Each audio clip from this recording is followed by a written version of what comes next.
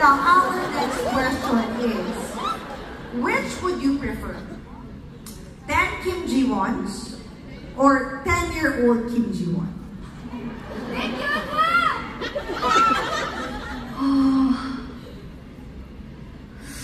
그래도 10살 김지원 한 명인 게 낫지 않을까요? 제가 10명이면 감당하기 어려울 것 같기도 합니다.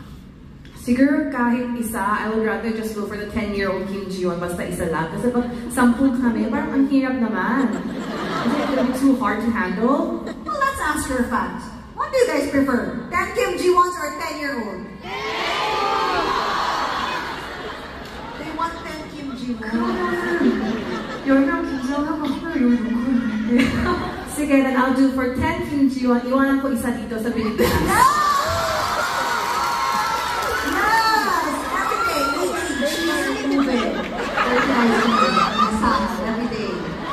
Now, thank you so much po sa lahat ng nagpadala ng mga questions. Unfortunately, due to limited time, we cannot answer all of those questions. But thank you, maraming salamat.